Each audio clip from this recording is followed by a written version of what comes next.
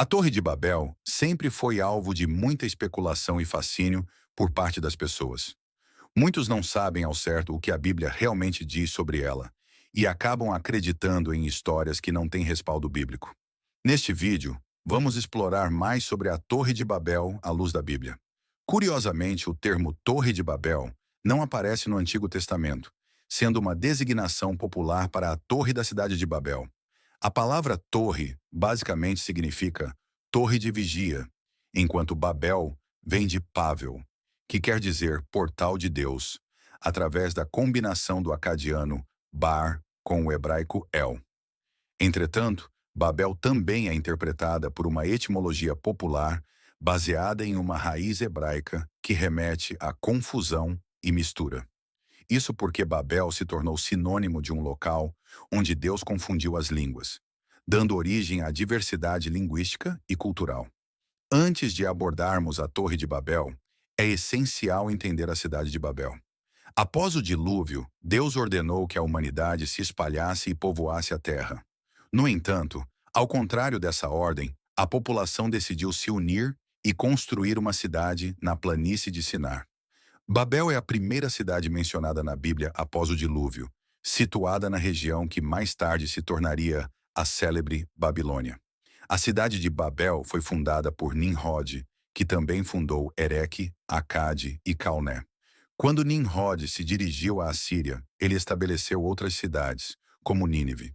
Segundo o relato bíblico de Gênesis 11, Babel pode ter sido o primeiro centro de governo de Nimrod, onde seu reino teve início.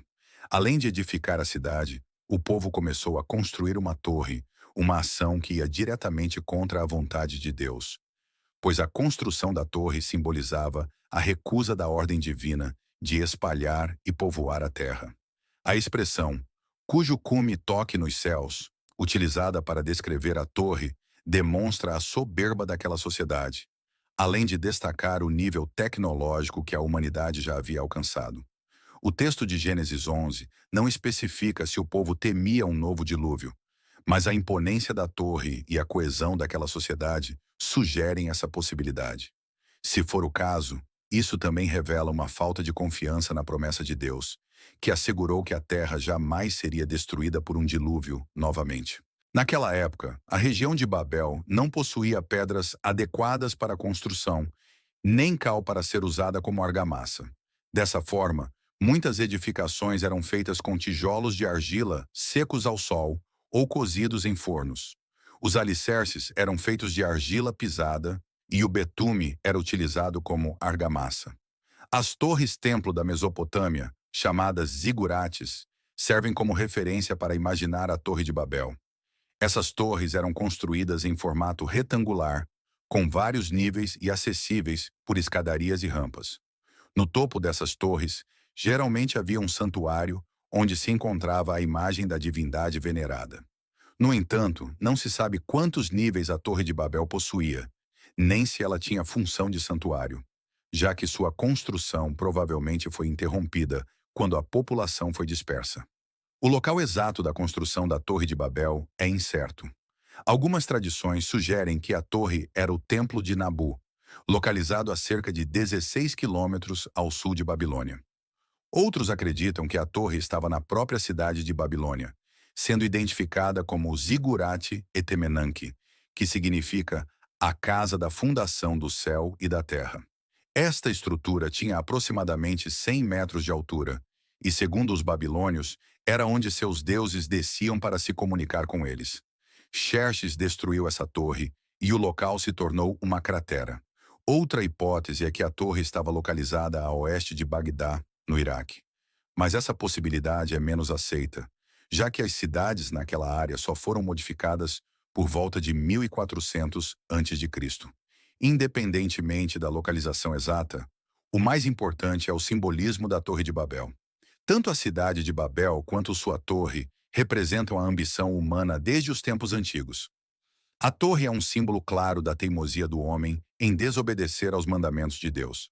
A principal mensagem bíblica sobre Babel é o juízo divino, que trouxe a confusão das línguas e iniciou a dispersão da humanidade pelo mundo, gerando diversas culturas e línguas.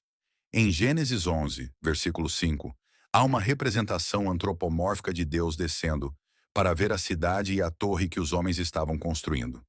No versículo 6, Deus deixa claro que aquilo era apenas o início e que a ambição humana não teria mais limites. Como consequência, Deus trouxe seu juízo e espalhou as pessoas por toda a terra. Existe uma discussão entre estudiosos sobre se a confusão das línguas foi um evento global ou restrito.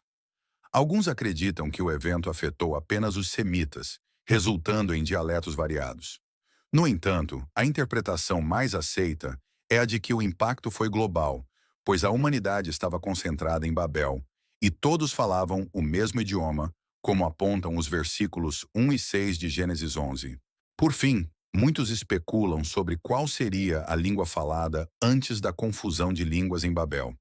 No entanto, essa questão permanece sem resposta.